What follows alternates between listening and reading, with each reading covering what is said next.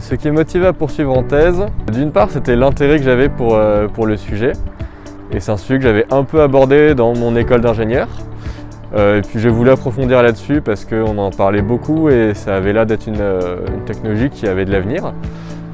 Donc je me suis dit pourquoi pas faire une thèse là-dessus et j'ai eu la chance de trouver d'abord un stage sur ce sujet avec une proposition de thèse par la suite qui était financée, donc j'avais un salaire, ça répondait à tous mes critères donc j'ai accepté et je regrette pas du tout, c'est très bien passé, c'était vraiment une expérience très sympa.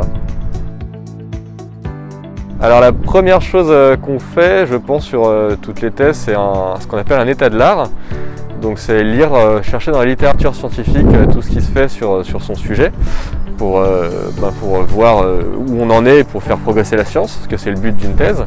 Donc ça c'est une première partie. Après moi j'ai eu de la chance d'avoir une thèse qui était à la fois théorique avec une application pratique également. Donc j'ai fait pas mal de manipulations.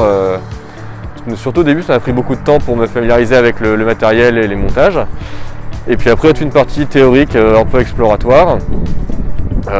Qui est là vraiment un travail de thèse où on va vraiment penser des choses, développer les choses, les tester, les valider, etc.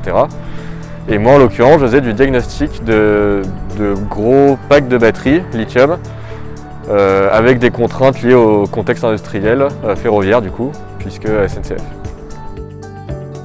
Je pense que le pire moment c'était un moment où j'étais complètement bloqué dans mes recherches. J'avais des idées, je les testais, il n'y en a aucune qui marchait.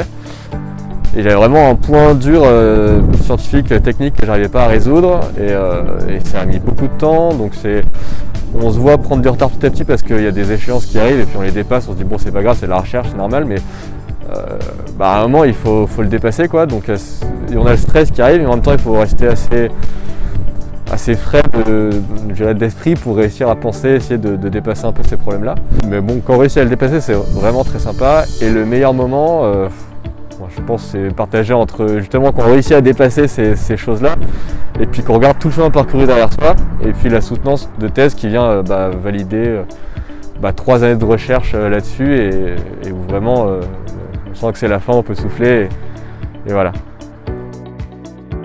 Donc j'ai fait une thèse CIFRE, donc financée par SNCF, qui m'a demandé de les rejoindre après pour continuer sur mes projets et pour vraiment appliquer ce que j'ai développé pendant ma thèse chez SNCF. Donc je vais travailler chez eux. Surtout vu le contexte, c'est une chance assez incroyable qui m'est offerte. Et c'est assez souvent le cas, en tout cas c'était souvent le cas dans les thèses CIFRE, de continuer après dans l'entreprise parce que c'est une formation finalement sur 3 ans sur un domaine particulier pour lequel l'entreprise a un besoin et donc c'est intéressant pour les deux parties quoi. Alors moi mes travaux, je pense qu'on va commencer à les appliquer d'ici 2 ans. Les vrais résultats qu'on aura, ce sera peut-être d'ici 4 ans, 5 ans, 6 ans. Et c'est une thèse qui portait aussi sur le diagnostic des dégradations, donc il faut qu'il y ait des dégradations pour qu'on puisse les diagnostiquer, donc forcément ça met du temps en plus. Mais en général, ouais, je dirais que ce qu'on fait dans une thèse pour l'industrie, c'est appliqué, alors ça dépend de l'industrie, mais entre 1 an et 3 ans après, quoi. Donc c'est vraiment des projets très amont, très recherche, qui moi m'intéressent beaucoup, donc c'est chouette.